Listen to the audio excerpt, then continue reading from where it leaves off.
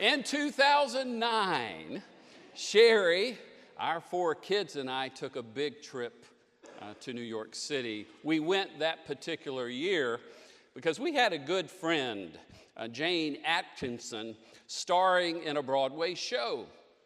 It was the play Blithe Spirit, the great comedy by Noel Coward. You know, there are only 7 people. It's a small cast, only 7 people in the cast, and one of them was the legendary Angela Lansbury, better known to some of us as Jessica Fletcher, right? She was 84 years old at the time and gave a remarkable performance. Jane wanted us to meet Angela after the show, so all 6 Hesters went backstage and then downstairs into the dressing room area. Angela was not there yet, and we waited, and we waited, and we were afraid we were going to miss her. But finally, the door opened, and the legend walked in. She said she was sorry that she had been delayed. She said that Lynn happened to be at the performance that night, and she had to spend some time talking to Lynn upstairs. And then it finally dawned on me, she's talking about Lynn Carreyrou, who starred with her in Sweeney Todd. He was Sweeney Todd. So the Hesters got to see a show with Jane and Angela. We watched it with Lynn Carreyrou. Then we got to meet Angela, who was incredibly gracious to us. It was quite a night, one our family will never forget. This week I noticed that the 1945 film version of Blithe Spirit was coming on television, so I recorded it and watched it one night this week. I wondered how it compared to the play. I had never seen it. If you're not familiar with the show, it's about a novelist who is writing a book that involves the occult. So in order to learn more about the world of the occult, as a little joke, also to learn about for the novel writing, but also as a little joke to his wife and some friends, he invites a very eccentric medium over to his house in order to have a seance. And to his surprise, the seance actually works. And the person who comes back from the other world is the writer's first wife. So you can imagine how this plot lends itself to comedy. The film begins in a different way, in a very unique way. It starts with a kind of written prologue with 2 text-bearing placards. And the first placard reads, "When we are young, we read and believe the most fantastic things." And then the second placard appears, and it reads, "When we grow older and wiser, we learn with perhaps a little regret that these things can never be." And then the screen goes dark, and we hear a voice say, "We are quite wrong." And then the story begins. What I think Noel Coward was trying to say when the screen went dark and we hear the words, "We are quite wrong," is that there should be a third placard that should read something like this. "And when we grow even older and even wiser, we learn that we weren't so wrong after all. That there are some wonderful, mysterious things in this universe that we can't understand and are blessed by." Today, we call in the Christian faith Transfiguration Sunday. And for a number of years as a minister, I didn't look forward to it at all. Just as Christmas, Easter, and Pentecost revolve around one particular story in the Bible, so too does Transfiguration Sunday. And it's a doozy of a story, and for many years it was too much of a doozy for me. But I am now in that third placard stage where I'm at a different place with it. Jesus takes 3 of his disciples up a mountain to pray. And by the way, going up a mountain is a biblical cue that something significant is about to happen, usually some kind of transformation. And so Jesus takes this inner circle of disciples, Peter, James, John, up a mountain. And while he is praying, the text says he is transfigured, transformed. His clothes become dazzling white. His face shines like the sun. And then suddenly appearing beside him are 2 people who have not walked the earth for hundreds of years, Elijah and Moses. And the 3 of these giants start conversing with one another. The disciples don't know what to make of this. Peter suddenly blurts out, "Lord, let us stay here. Hey, I will build a dwelling place for each of you, one for Elijah, one for Moses, one for you." And while he is speaking, he's interrupted by a voice that says, "This is my son, the beloved. Listen to him." And then Moses and Elijah disappear, and then Jesus and the disciples go back down the mountain to the crowds. I didn't used to like to preach about this story. It felt like I was trying to squeeze a sermon out of one of Aesop's fables. But after I started moving toward that third placard, or what I would call a third eye, a third way of seeing things, I regained my appreciation for the mysterious and the miraculous. And when this happened, this story just started popping for me.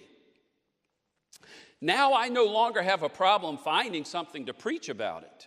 Now I see so many wonderful jewels of teaching and discovering the story. Now the problem is trying to choose which jewel out of the riches to present in such a short time together with you. I believe that the wonder and mystery of this unique story is one of the main lessons it actually has to offer for us. Its supernatural qualities encourage us to rediscover the element of mystery in our faith. That mystery we all had when we were children. We were born with this. To reach that third placard, to see with a third eye. You know, there's a wonderful old rabbinical saying that says we should always walk around with 2 slips of paper in our pocket. On one slip of paper should be these words: "For me, the world was created." For me, the world was created. These words remind us of how special we are. Remind us that the great creator of the universe made us and made us in God's image and breathed God's divine breath into us. The psalmist says that God made us just a little less than God, a little less than the power that created all of this amazing stuff. And so if you're ever feeling down, if your self-esteem is low, if you need confidence, pull out that piece of paper and read it over and over and over again. For you, for me, the world was created. The second slip of paper we should keep in our pocket should have these words on it: From dust I came, and to dust I shall return. Or I am but dust and ashes. These are the words we'll experience at 12 noon, right? On Ash Wednesday, this Wednesday. Words that remind us that we are totally dependent on God. That we are nothing without God. That we are finite and God is infinite and beyond us. That there are mysteries and miracles we cannot fathom. And so if you think that you are in complete control of your life and control of this world, if your ego needs to get a checkup, then pull out that slip of paper and read those words over and over again. From dust I came, and to dust I shall return. Now here's the thing. There are people in this world who only live one slip at a time, who only keep one piece of paper in their pocket. These are people who only read, there are people who only read, for me, the world was created. These are people who are arrogant, who are rude, who think they do no wrong, who think they should always be in control. And there are also people who walk around with only the other slip of paper in their pocket. From dust I came, and to dust I shall return. These are people who walk around looking defeated, negative, feeling hopeless and pessimistic, no self-esteem. We are called to have a third eye, a third way of seeing things that combines the two slips of paper. It's not an either-or thing, it's a both-and thing. To experience the fullness of life, to live the way Jesus wanted us to live, we have to hold both pieces of paper together. That becomes our third eye, the best and healthy way of viewing ourselves and the world. And by the way, one of the traditional ways of interpreting the Transfiguration story is that Moses represents the law and Elijah represents the prophets. I, and Jesus is the fulfillment of the law and the prophets. He is the both and. He's the third eye. So our goal is to develop the third eye to be more like Jesus. The third eye concept can be used in so many ways in our society. I think of science and religion. It's not to be one or the other. It's a both and. We're to hold them together to create this third eye, this third way of seeing. One of the jobs of science, for instance, is to remove the mystery from the world. And thank goodness for it, right? We want to know why someone gets sick. We want to know how to replace a knee. We want to know when and why it gets cold and when and why it gets hot. Remove the mystery. We need to know. On the other hand, one of the jobs of faith is to keep us in touch with mystery, to help us acknowledge the holy mystery hiding everywhere, even within us. Both science and religion are needed. If we only use one of them, we are weaker for it. We are further away from experiencing truth and health. And so we need a third eye that celebrates both of them. Two other eyes that need to be in tension with each other: prayer and service. We've talked about that a lot recently, right? The last 3 or 4 Sundays, the Gospel of Mark has just told this over and over again. We see Jesus serving people, healing people, helping people. And then what do we see him do? Go off in solitude. Go off to be in prayer. Go off to eat, to actually eat and be fed. And so it's this tension of prayer and service. Today's passage would be one of those times of renewal And guess what? Peter wants to stay there. He only wants that one slip of paper. He says, this is great. This is incredible. Jesus, Moses, and Elijah, an all-star cast. I'll build a dwelling place for all three of you. This is a mountaintop experience. Let's stay here for a long time. But no, Jesus redirects Peter and says, it's time to go back down the mountain. Time to be doing what we're called to do, to serve others.